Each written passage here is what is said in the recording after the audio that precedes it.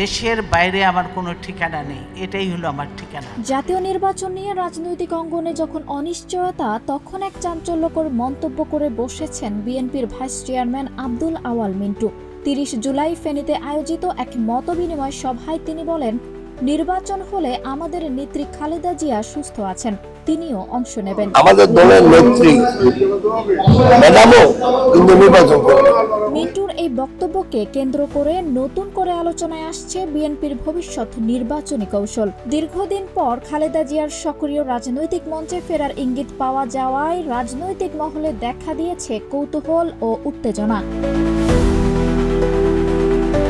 এক যুগ দুই যুগ যদি নির্বাচিত সরকার না থাকে, তাহলে জানমাল ও অর্থনীতির উন্নয়ন সম্ভব নয় জানিয়ে তিনি বলেন, দলের ভারপ্রাপ্ত চেয়ারম্যানের মাধ্যমে অন্তর্বর্তী সরকারের প্রধান উপদেষ্টার সঙ্গে ইতোমধ্যে যোগাযোগ হয়েছে এবং যৌথ বিবৃতিও প্রকাশিত হয়েছে। আব্দুল আওয়াল মিন্টুর দাবি, সেই আলোচনার ভিত্তিতেই ফেব্রুয়ারির মধ্যে জাতীয় নির্বাচনের আশ্বাস মিলেছে।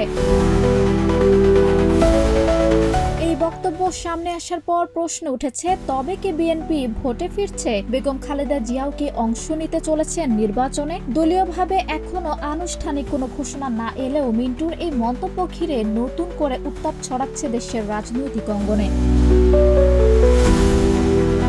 আঞ্জুম হক আরবি, প্রজন্ম 24।